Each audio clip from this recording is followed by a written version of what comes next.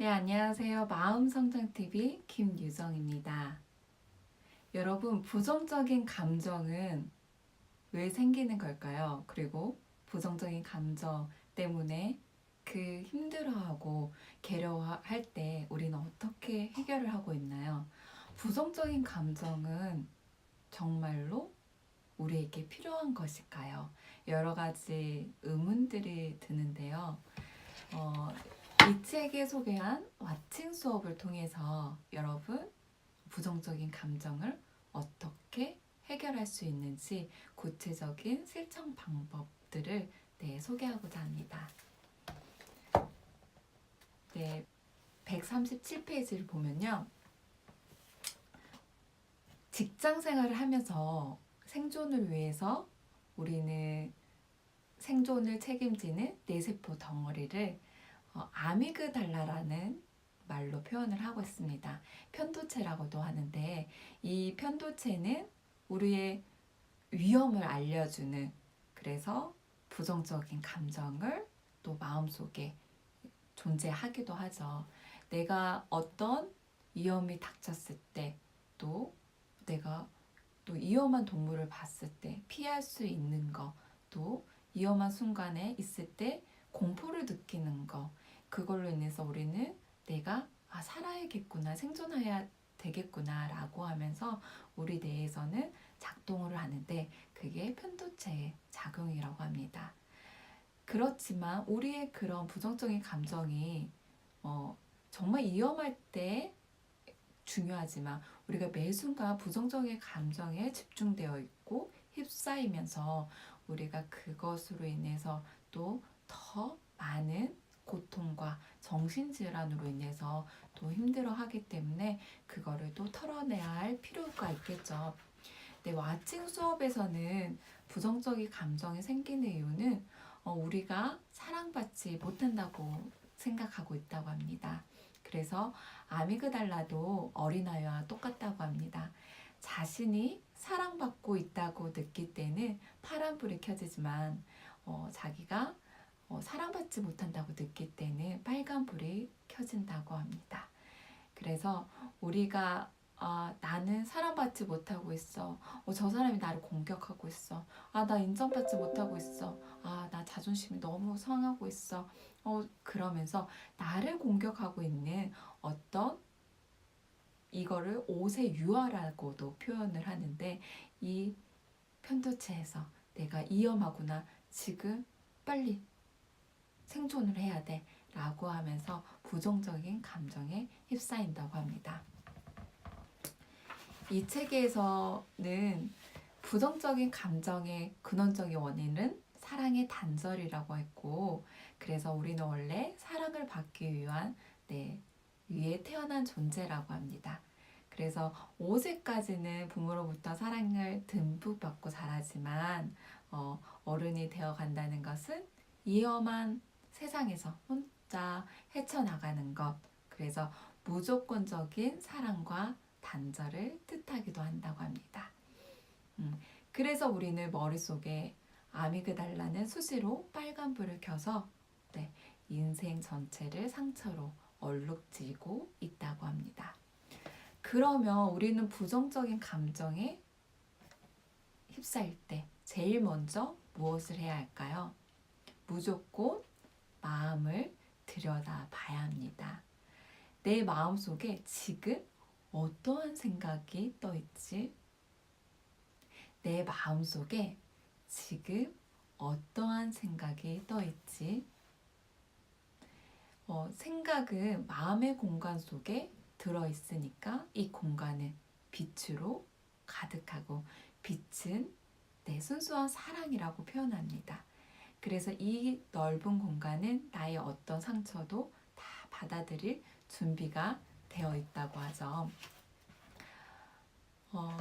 이 책에 나오는 159페이지를 보면 사례가 하나 나와요. 36세 10년차 여성 직장인인데 중소제조업체에서 온라인 마케팅 부서의 과장으로 일을 하고 있습니다.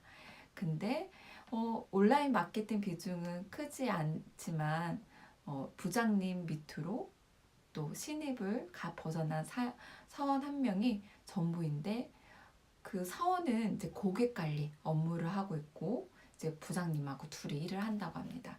근데 규모는 작지만 부장님이 어떤 이 관련된 계통에서 일을 하시는 게 아니라 지인이죠. 네, 사장님의 지인으로 어떤 낙하산을 타고 네, 이곳에 자신의 상사로 네, 오신 거죠. 그래서 연세는 있으시고 또 이 분야에 대해서 업무에 대해서 뭐 알고 계시는 것도 아니고 또 어떤 일이 있으면 또 가장이라고 그냥 과장이 하는 거지라고 또 그렇게 일을 미루시기도 하고 그래서 실무를 모르고 또 밥그릇만 지킨다는 생각을 하고 또 이 일에 대해서 방관자 역할을 하고 있구나 라고 하면서 자기가 좋아했던 이 일에 대해서 정말 자부심도 있었지만 정말 퇴사하고 싶은 생각도 들 만큼 부장님에 대해서 어떤 이해를 하려고 해도 네, 이해가 되지 않고 네, 부정적인 감정으로 인해서 직장 생활이 굉장히 힘들어지겠죠. 이런 생각으로 가득 찼을 때 첫 번째 우리는 누구나 직장 생활을 하면서 정말 상사가 정말 업무를 못하는 상사가 나한테 지시했을 때 굉장히 고통을 느끼겠죠. 또 내가 해야 할 업무는 정말 충실히 잘하고 있는데 본인의 업무를 또 나한테 지시하고 본인은 아무 일도 하지 않고 방관자처럼 한다면 나는 죽어라 일을 하고 노력을 함에도 불구하고 그냥 지시로만 그렇게 내가 일을 한다면 누구라도 정말 그 마음속에 화가 가득 찰 것 같아요. 그래서 우리가 흔히 생각이 떠오른다고 하죠. 이 사례자는 어떻게 마음에 떠올랐을까요? 마음의 공간을 한번 볼까요? 부장이 너무 일을 모른다. 일이 너무 내게만 몰린다. 부장의 일을 배울 생각조차도 없어. 부장은 일도 모르면서 짜증만 내고 있어. 이렇게 생각의 공간을 봤더니 자신의 생각이 그렇게 떠오르고 있습니다. 이 생각의 주변을 점점점 넓혀주세요. 그러면 공간이 넓어지면서 내 마음은 점점 고요한 주파수와 동조되고 그 고요한 주파수는 무한한 사랑이 흐르는 공간이기 때문에 나의 어떤 부정적인 생각도 다 받아들일 준비가 되어 있죠. 그래서 이 생각들이 쉽게 풀려나갑니다. 여러분 먼저 내가 어떤 상처가 있거나 부정적인 생각에 감정이 들었을 때는 공간에 지금 방금 말한 것처럼 내 생각을 글자로 옮겨보는 겁니다. 그리고 두 번째로는 내가 그 사람에 대해서 낙하산을 타고 온 그 부장에 대해서 내가 얼마나 기대를 하고 있는지 그 기대치를 놓아 놓는 것입니다. 그 부장님에 대한 기대치를 0에서 10이라는 어떤 눈금으로 표시를 해봅니다. 만약에 8, 9, 뭐 10까지 내가 부장님에 대한 기대치가 높다면 그만큼 화가 치밀어 오르고 내 부정적인 감정도 높아지겠죠. 그런데 내가 그 부장님에 대한 어떤 기대치를 조금 낮춰보는 겁니다. 3, 4. 그러면 그 기대감과 동시에 내 화와 부정적인 감정도 조금씩 낮아지고 내가 부장님에 대한 기대치가 0이었을 때 내 마음도 내 감정도 점점점 사라지겠죠.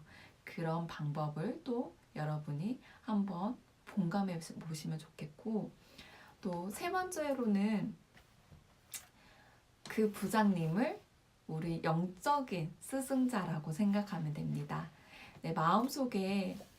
우리는 마음속에 어떤 부정적인 감정, 서러움, 분노, 또 상처들 그런 것은 털어내야 할 숙제와 같다고 하죠. 그래서 내 영혼이 그 상처를 들여다보고 털어낼수록 우리는 그 상처의 치유가 될 수 있기 때문에 그 각자의 연기자를 배움으로 통해서 그거를 내가 배우기 위해서 이분이 나에게 스승자로 왔구나, 연기자이구나 라고 우리는 성장하고 배움에 또 초점을 맞출 필요가 있습니다.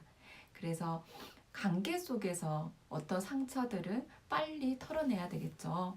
마음속의 상처가 너무 깊을수록 우리는 그 독성이 정말 깊어지면 우울증, 또 정신질환, 또 도박, 여러 가지 부정적인 감정이 또 치유될 수 없는 또 여러 가지 정신적인 어려움을 겪기 때문에 우리는 마음속에 그 감정들을, 부정적인 감정들을, 상처들을 꼭 치유해야 할 필요성이 있다는 것을 여러분 기억하시기 바랍니다. 그래서 이 세 가지 방법을 통해서 여러분 이 책에 어떤 도움을 받고 구체적으로 나의 상처를 공간에 띄워놓고 그 공간에 대해서 넓혀보는 방법, 또 기대치를 낮추고 또 그분은 나의 스승이다라는 거 이렇게 생각해 보시면 좋을 것 같습니다. 네, 미국 로스앤젤레스 캘리포니아 대학교 심리학과 교수팀은 분노나 부정적인 감정들을 표현을 함으로써 그 감정들이 누그러진다고 합니다. 감정에 이름을 붙여 넣어보고 그 감정이 무엇을 말하는지, 분노야, 슬픔아 라고 이렇게 감정을 표현하면서 우리의 편도체 또한 그 감정들이 또 누그러지는 어떤 연구 결과를 발표하기도 했는데요. 여러분, 그만큼 감정은 그냥 나에게 꾹꾹 눌러 놓는 것이 아니라 그 감정을 표현하고 그 감정을 표현하면 반드시 이것들이 조금씩 여러분 마음속에서 풀어나간다는 거. 그런데 그 감정을 내 안에 꾹꾹 담아 놓는다면 우린 그게 병적인 문제와도 연결이 되고 그 감정들은 저번 시간에 말씀드린 것처럼 현실 동안 부정적인 현실을 만들기 때문에 우린 상처와 마주하고 치유하도록 노력해야 합니다. 그리고 글로 표현하고 또 저는 미술치료로서 또 여러분들이 그거를 표현할 수 있는 방법들, 그래서 상처를 조금씩 누그러뜨리고 그 공간에 동조할 수 있는 방법들을 또 다음 시간에 공유하도록 하겠습니다. 감사합니다.